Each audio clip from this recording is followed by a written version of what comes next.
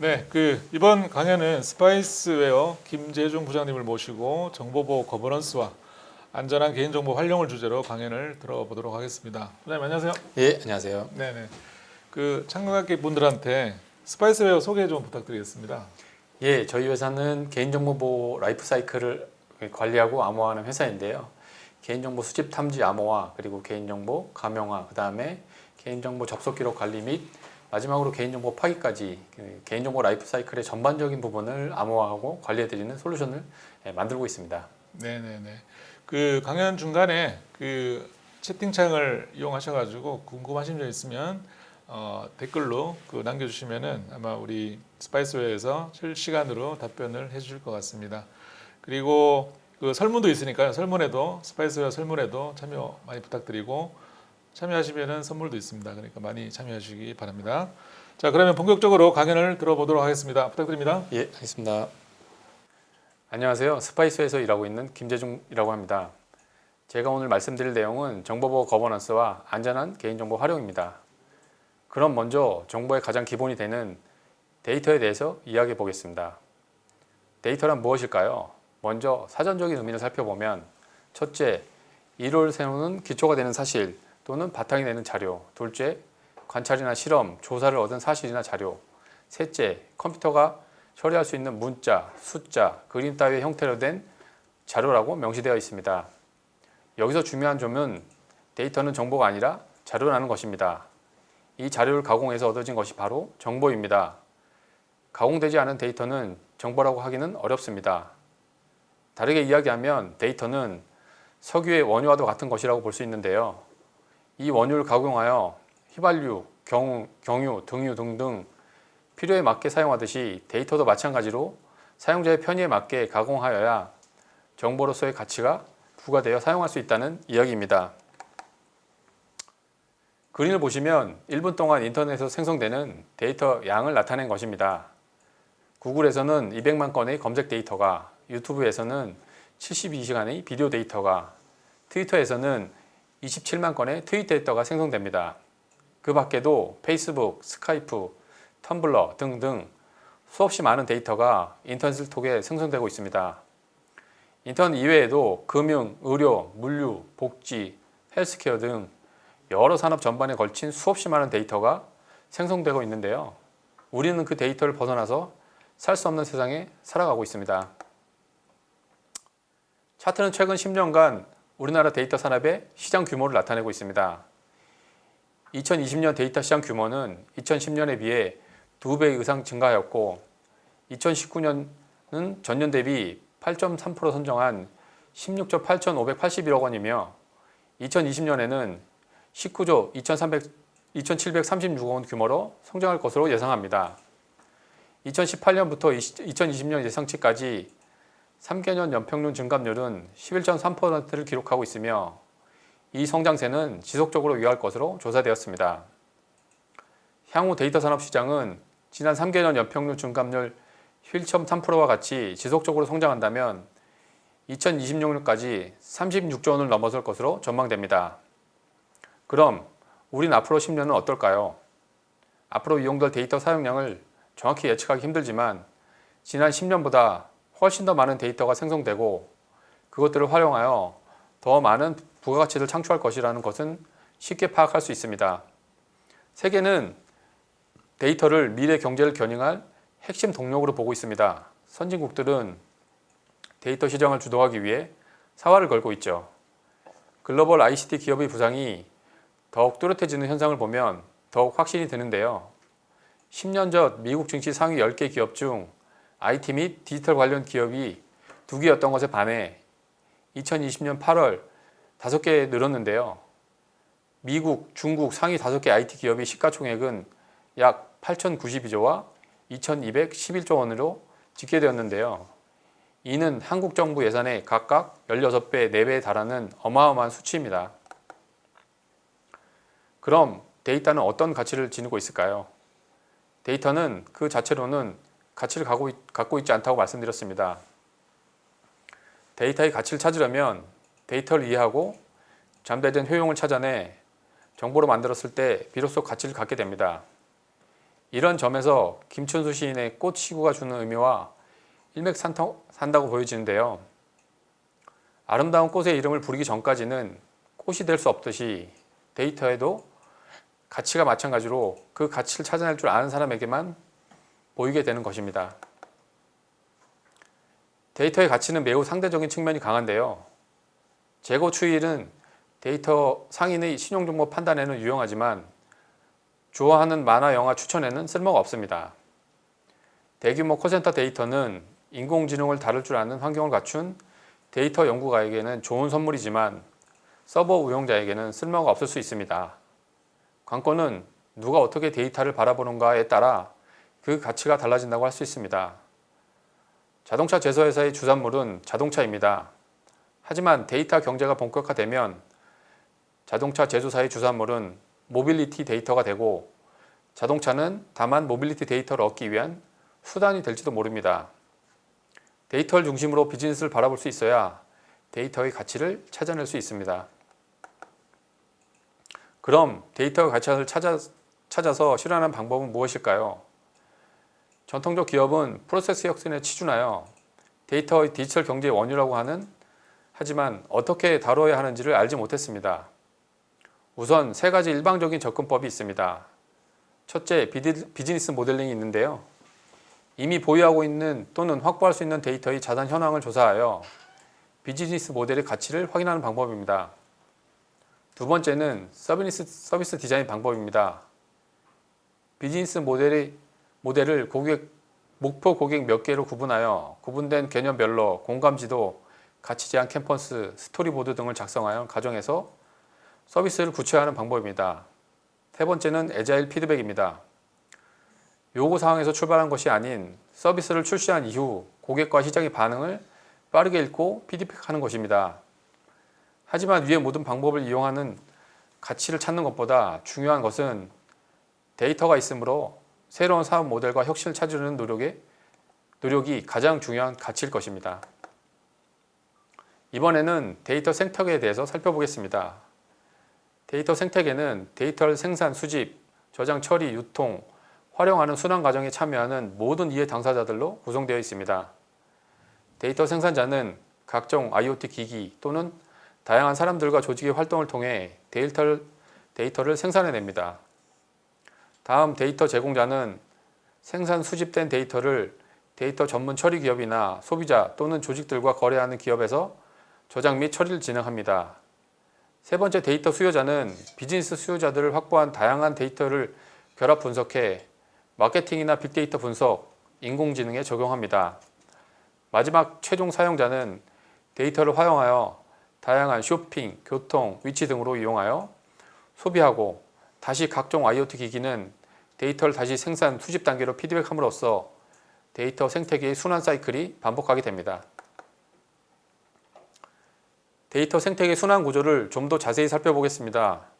다양한 유형의 원천 데이터 소스는 여러 데이터 가공 플랫폼 기업을 통해 최종 사용자에게 전달되고 데이터를 이용하여 소비를 진행하는 다양한 분야에서 다시 데이터가 생성되어 원천 데이터 소스가 되는 순환 구조를 나타내고 있습니다.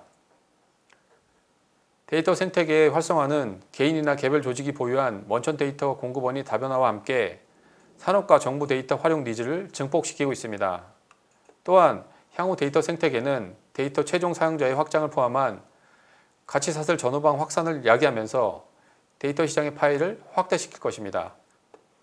나아가 데이터 생태계의 역독성은 신제품, 서비스 발굴 가능성을 높이고 신규 기업이 시장 산업을 촉진하고 전통적인 산업 시설을 앞당길 것이며 기존 제품 서비스 역시 생산성과 품질 향상 등 다양한 유형의 경제적 가치를 창출할 것입니다. 그럼 우린 이토록 중요한 데이터 또는 개인정보를 활용하려면 무엇이 중요할까요? 네, 바로 보안적인 측면이 아주 중요한 요소라고 볼 수 있습니다. 지난 수십 년간 정보보호 패러다임을 살펴보면 시간이 지날수록 정보보호 패러다임은 기술적인 관점에서 기업 전체에 대한 관점으로 변화하고 있습니다. 결국 정보보호의 방향은 정보보호가 단순히 기술에 국한되거나 보안 담당자만의 문제가 아니라 기업 전반에 영향을 미칠 수 있다는 흐름을 알 수 있습니다. 왜 그럴까요? 그 이유는 보안 사고가 날로 진화되고 기술적인 관점으로만 효과적으로 대응하기 어렵기 때문입니다. 보안 사고가 발생하면 기업의 금전적 피해는 물론 고객 이탈, 대외 신뢰도 하락 등 기업 전반에 걸친 막대한 피해가 발생하고 있기 때문입니다. 문제는 보안을 기업 거버넌스 관점에서 바라보고 전사 차원으로 확대하고 있는 것이 보안 강화를 위한 정보보호 거버넌스를 도입하는 것이며 이런 흐름이 요즘 추세라고 볼 수 있습니다. 그럼 거버넌스란 무엇일까요? 거버넌스란 공동의 목표를 달성하기 위하여 주어진 자원 제약하에서 모든 이해 당사자들이 책임을 가지고 투명하게 의사결정을 할 수 있게 하는 의미가 있습니다. 좀 더 세분적인 분류를 보면 기업 거버넌스, IT 거버넌스, 정보보안 거버넌스가 있는데요. 최근에는 데이터 거버넌스도 주목받고 있습니다. 기업 거버넌스는 기업이라는 경제활동 단위를 둘러싼 여러 이해 관계자들 간의 관계를 조정하는 메커니즘으로 정의하고 있으며 기업의 경영을 감시, 규율하는 것 또한 이를 행하는 기구를 뜻하기도 합니다.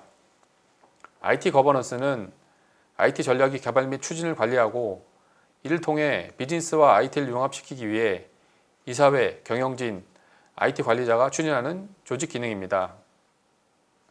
정보보안 거버넌스는 정보보안이 전략적 방향을 제시하고 목표 달성을 보장하고 적절한 위험 관리를 확인하고 합리적인 기업 자원의 사용을 검증하는 것을 목표로 최고 경영진이 행사하는 책무와 관행의 집합입니다. 이렇게 많은 거버넌스를 정의하고 규칙을 준수하는 이유는 기업 활동을 위한 안전한 방안을 마련하기 위함입니다. 이 안전한 방안은 결국 정보보안이라는 기본적인 사항을 지켜줘야 한다는 것에서 출발하고 있습니다.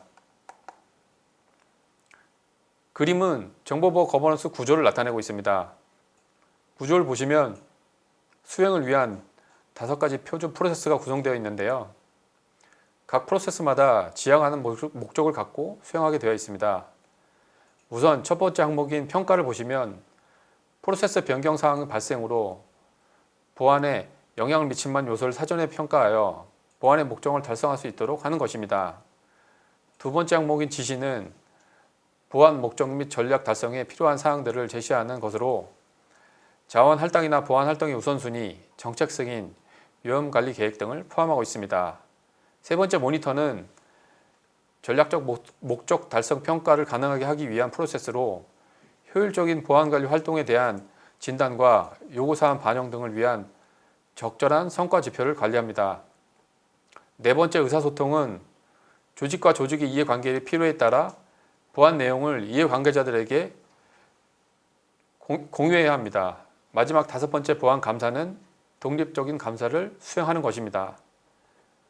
모든 프로세스의 목적을 간단히 말하면 경영진의 요구사항에 대해 정보보호 활동을 반복적으로 관리하는 구조라고 보시면 됩니다. 정보보호 거버넌스에 대해서 좀 더 구체적으로 확인해 보겠습니다. 정보보호 거버넌스의 개념은 국제표준인 ISO IEC 27001에서 규정하고 있으며 그 의미는 의사결정 권한과 책임의 할당, 비즈니스와 전략적 연계, 관련 법과 규정의 준수를 위한 프로세스 및 실행 체계라고 정의하고 있습니다. 그럼 정보보호 거버넌스의 궁극적인 목적은 무엇일까요? 첫 번째로 정보보호 목표와 조직의 목표를 전략적으로 연계하는 것입니다.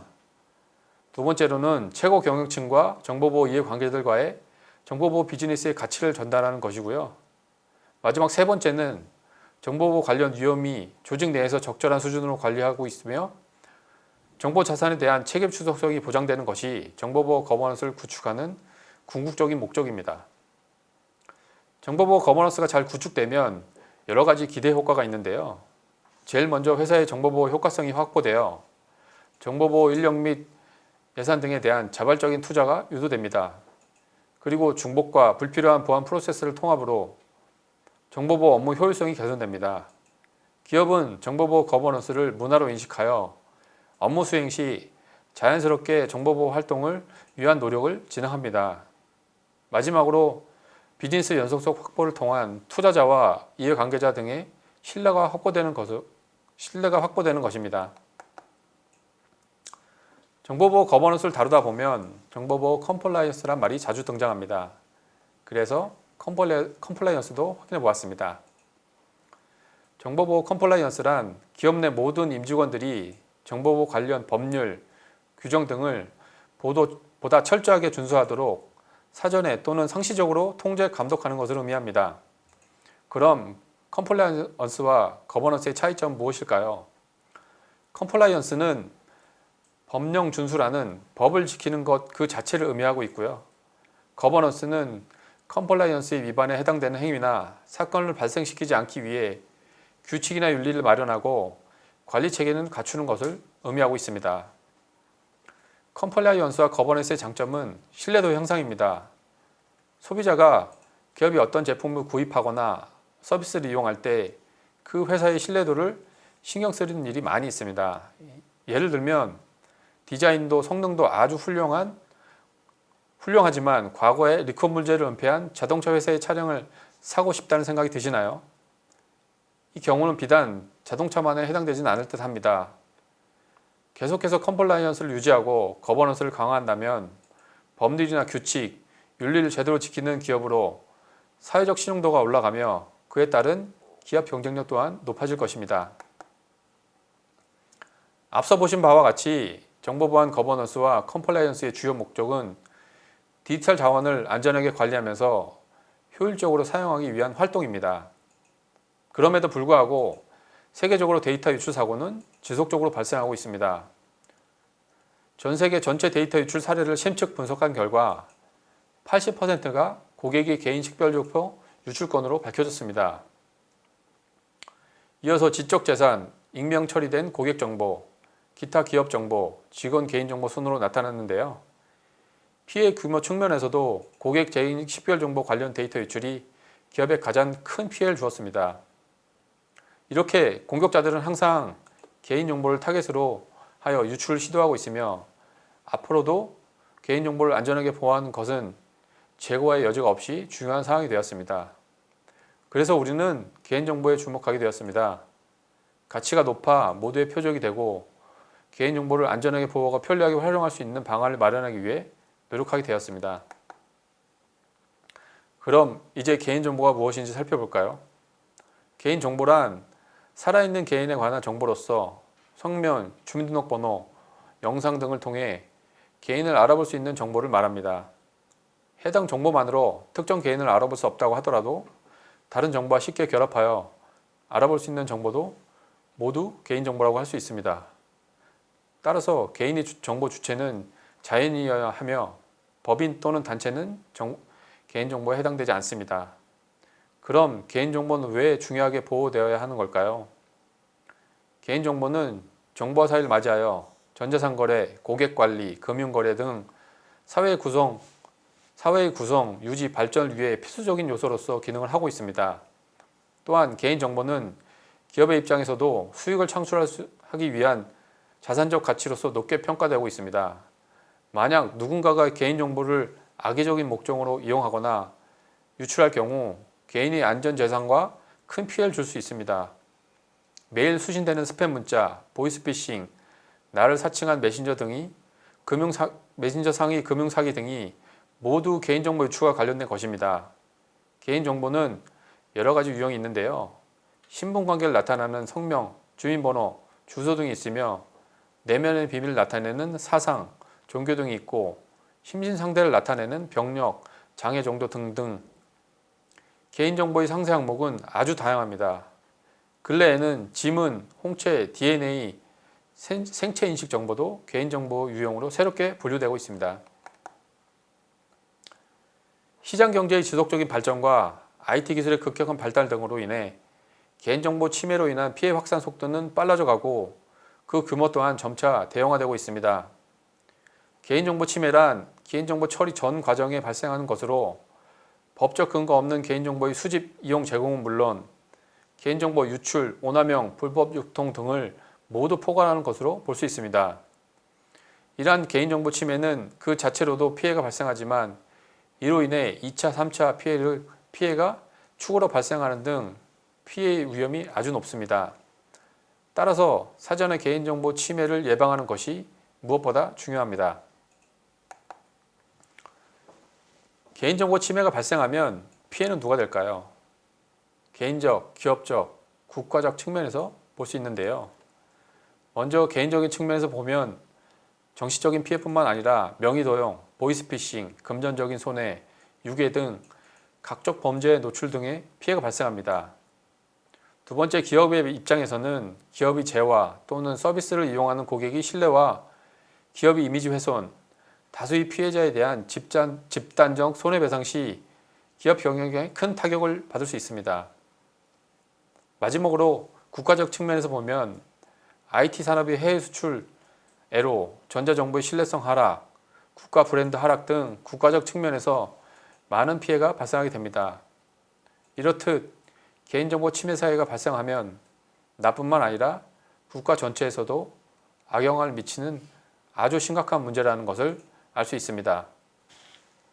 온라인과 오프라인의 융합이 가속되면서 이름, 주소, 전화번호뿐만 아니라 금융, 지문, 건강 상태 등 민감한 개인정보도 정보통신망의 데이터로 저장되어 사용자의 맞춤 서비스 등 일상생활 전반에 이용되고 있습니다. 사용자의 개인정보는 그 자체로 재산적 가치를 갖게 되었고 이를 노리는 범죄는 꾸준히 증가하고 있습니다. 2008년 국내 온라인 쇼핑몰에서 1,800만여 명의 회원 정보가 해킹되어 유출된 사건을 비롯하여 매년 포털사, 통신사, 쇼핑몰, 금융사 등에서 개인정보가 유출되는 사건이 발생하였는데요.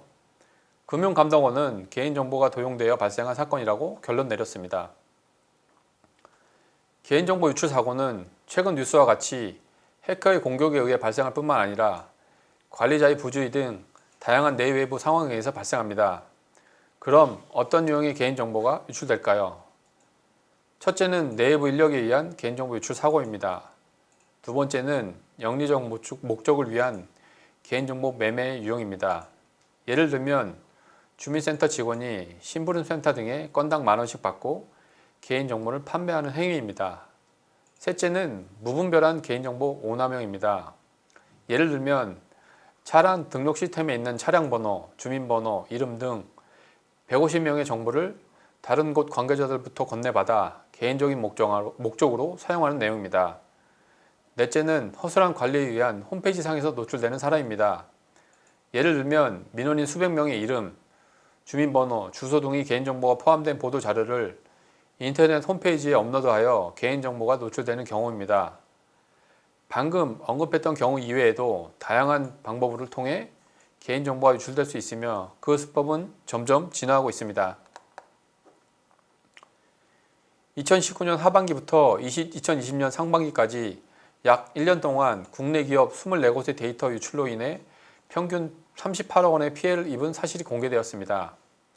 이러한 사실은 IBM이 글로벌 보안 컨설팅 전문 업체와 공동으로 전 세계 17개국 520개의 기업 데이터 유출 현황 조사를 분석한 2020 글로벌 기업 데이터 유출 현황 보고서에 공개되었는데요. 이번 보고서에는 작년에 이어 국내 24개 기업이 설문 대상에 포함되어 국내 데이터 유출 피해 현황에 대한 정보도 제공되었습니다. 국내 기업 24곳을 대상으로 진행된 조사 결과에 따르면 데이터 유출로 인해 각 기업별로 전년 대비 약 7% 증가한 38억 원의 금전적 피해를 입은 것으로 나타났습니다. 또한 침해 한 건당 전년 대비 18.2% 증가한 19만 5,200원의 비용을 지출한 것으로 조사되었습니다. 국내 기업의 데이터 침해 발생 원인 중 절반이 악의적인 혹은 범죄의 목적으로 한 공격이었으며 내부 시스템 결함과 임직원의 단순 실수가 그 뒤를 이었습니다. 또한 평균적으로 데이터 침해 원인을 식별하는 데 걸리는 시간은 2019년도 216일에서 2020년도에는 223일로 증가하였으며 데이터 침해 해소에 걸리는 시간은 2019년도 71일에서 2020년에는 78일로 증가하였습니다. 이렇게 중요한 개인정보를 쉽게 보호하는 방안에 대해서 말씀드리겠습니다. 스파이스웨어는 개인정보를 간편하게 암호화하는 방법을 만들었습니다. 그림과 같이 와서 서버에 에이전트를 설치하면 HTTP 필터와 SQL 필터가 설치되어 개인정보 데이터를 쉽게 구분하고 암호화하여 저장하는 방법입니다. 별도의 소스코드 수정 없이 설치 및 사용이 간편하여 클라우드 서비스를 이용하는데 최적화되어 있어 언제 어디서든 사용할 수 있는 클라우드 사스 서비스를 지원하고 있습니다. 단기간 사용해도 부담없이 이용이 가능하도록 설계되어 개인정보를 아주 쉽게 암호화해주는 서비스입니다. 이렇게 도입 및 활용이 간편하게 구성되어 있어도 망설이시는 고객을 위해 클라우드 개인정보보호 컨설팅을 무료로 지원해드리고 있습니다.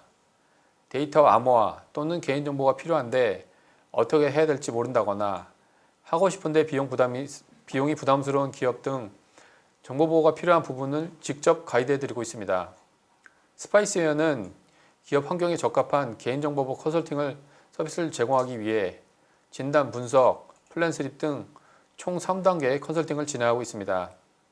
퍼블릭, 프라이빗, 하이브리드 등 다양한 환경의 보안 취약성을 점검하여 리스크를 최소화하는 방안을 도출해내고 있습니다. 컨설팅에서 도출된 과제를 바탕으로 보안 수준을 강화하고 급변하는 환경에도 안전하고 유연하게 대응할 수 있도록 가이드해드리고 있습니다.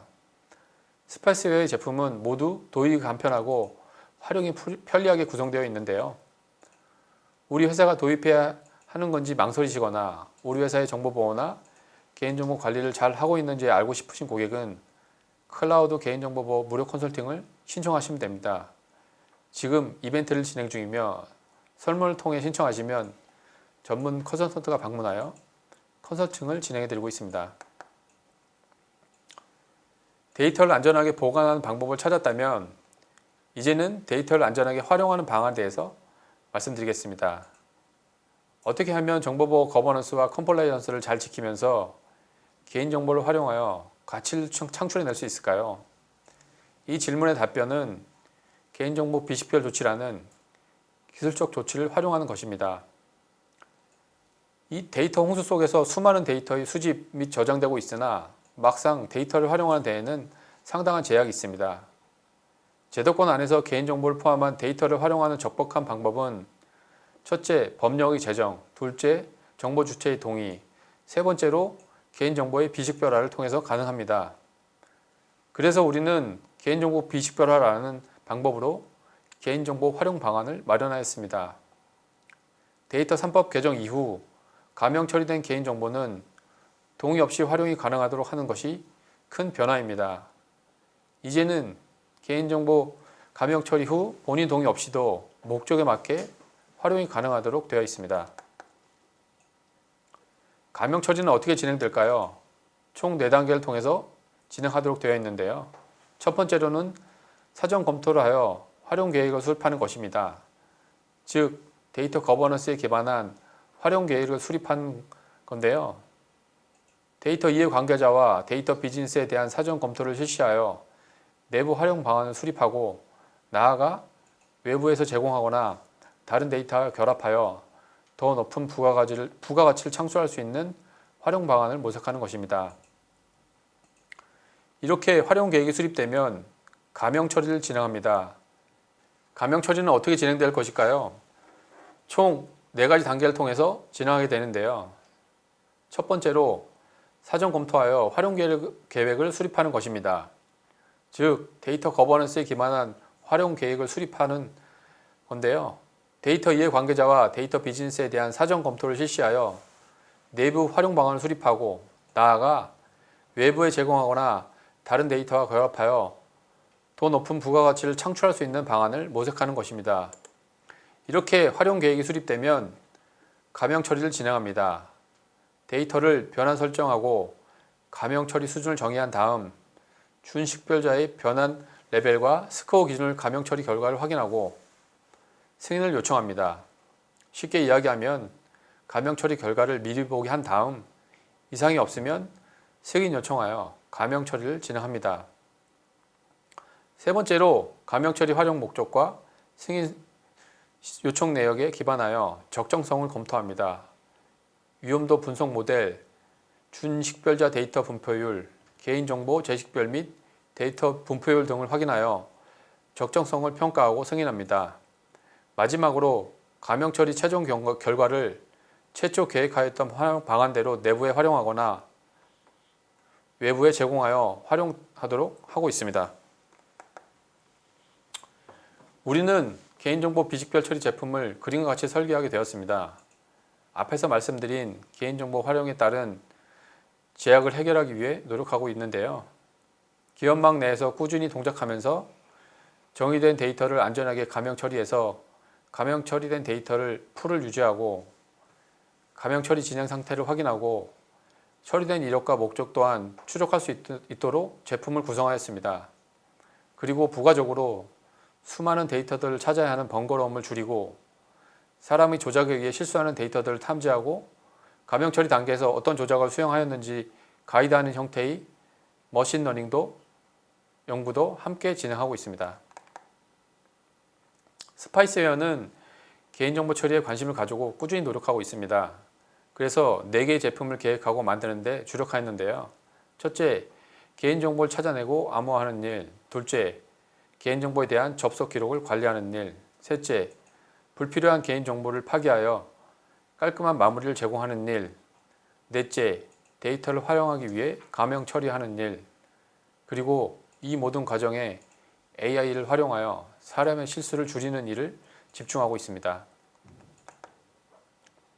그럼 현재 개인정보를 실제 많이 활용되고 있는 부분에 대해서 살펴보겠습니다. 첫째, 보건의료 부분에 대한 개인정보 식별을 활용하는 사례를 보겠는데요. 보건의료 데이터는 치료, 건강증진, 신약개발, 질병 예방 등 다양한 연구 목적으로 활용되고 있습니다. 이러한 보건의료 데이터의 활용은 개인정보보호법, 생명윤리 및 안전에 관한 법률, 임상시험 심사위원회, 히파 프라이버시 룰 등 여러 규정을 준수해야 합니다. 대표적인 보건의료 데이터의 개인정보 비식별화 사례는 국민건강 홈페이지에 관련하여 공공데이터 포털에서 해마다 공개하는 건강검진 정보, 의약품 처방 정보, 진료 내역 정보 등이 있습니다. 건강검진 정보의 경우 기준, 연도, 가입자 일련 번호, 성별 코드, 연령대 코드, 시도 코드, 신장 체중, 허리둘레, 시력, 청력 등 34개의 속성자를 포함하고 있습니다. 두 번째, 통계 데이터에 대한 개인정보 식별 처리 활용 방안에 대해서 살펴보겠습니다. 통계청은 그림과 같이 공공용 자료 및 승인용 자료 서비스가 확대되어 비밀 노출 위험이 증가될 것을 대비해 정교한 통계적 노출 제어를 적용을 통해 노출 위험 관리하고 비식별화 점검 시스템으로 안전한 데이터 활용을 지원하고 있습니다. 통계청은 응답자의 식별 정보나 민감한 정보를 알려는 외부 시도에 대한 안전성, 광범위한 통계적 분석을 뒷받침할 수 있는 정보의 유용성, 보편적인 통계적 방법들을 사용하는 이용자 접근의 편의성을 자료 제공의 원칙으로 활용하고 있습니다. 최근 스마트 그리드 시스템은 양방향 원격 검침을 통해 수용가에 소비되는 전력량을 측정 분석하고 향후 소비량을 예측하여 다양한 소비자 서비스를 발굴하고 있습니다. 전력량 분석을 위해 사용되는 전력 데이터는 집합 건물 환경에서 각 가정의 환경 조건에 따라 데이터 분석 및 결과에 영향을 줍니다. 또한 전력 데이터 사용량에 따른 프라이버시 노출 위험에 따라 분석 시 전력 데이터의 개인정보 비식별화가 필요합니다. 전력 데이터에 대한 비식별화는 단순하게 정보 집합물의 속성자 중 식별자 및 준식별자에 대한 비식별 기술을 적용하는 것이 것에 그치지 않고 데이터 분석의 유용성과 위험성을 고려하여 데이터의 특성이 갖는 환경 조건의 도출과 분석이 이용됩니다.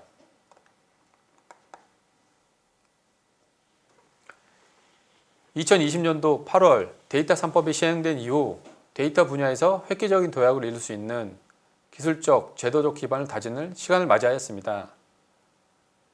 다양한 경제 주체가 새로운 비즈니스를 위해 데이터 분석을 시도할 것이며 데이터 분석의 기술적 발전과 함께 사회적 합의로 만들어진 제도의 변화로 이전에는 개인정보 보호라는 강력한 사슬에 묶여 할 수 없었던 많은 일들을 할 수 있게 될 것입니다. 데이터 3법의 개정과 시행은 반드시 장밋빛 미래만을 보여주는 것은 아닙니다. 데이터 3법이 개인정보보호법과 신용정보보호법은 데이터를 활용해 자유를 주지만 반대로 자유에 대한 책임을 강조하고 있습니다. 특히 악의적인 공격으로 인한 데이터 유출은 피해 규모와 비용이 크고 식별 및 봉쇄에 이르기까지 오랜 시간이 소요되는 만큼 예방 조치가 매우 중요할 것으로 판단됩니다. 데이터 3법 시행과 함께 데이터 경제 시대의 지속적인 성장 가능한 비즈니스 발굴을 위해 표준화된 데이터 준비와 데이터 분석, 이와 더불어 개인정보 비식별화는 누구든 수행해야 할 필수 과목이 되었습니다. 앞으로 개인정보 비식별화에 대한 이해와 의지는 데이터가 중심인 디지털 뉴질 정책 환경에서 데이터 비즈니스 환경의 생태계의 중심축이 될 것입니다. 긴 내용 들어주셔서 감사합니다. 네, 감사합니다. 오늘 스파이스웨어 김재중 부장님을 모시고 정보보호 거버넌스와 안전한 개인정보 활용을 주제로 강연을 들어봤습니다. 설문조사에 많이 응해 주시고요. 오늘 또 설문에서 컨설팅 예, 저희 회사가 신청을 하시면, 설문조사를 네. 하고 신청하시면 네네. 무료로 개인정보 보호와 네네네. 암호화에 대한 컨설팅을 진행해드리고 있습니다. 알겠습니다. 많이 신청 부탁드리겠습니다. 오늘 감사합니다. 예, 감사합니다.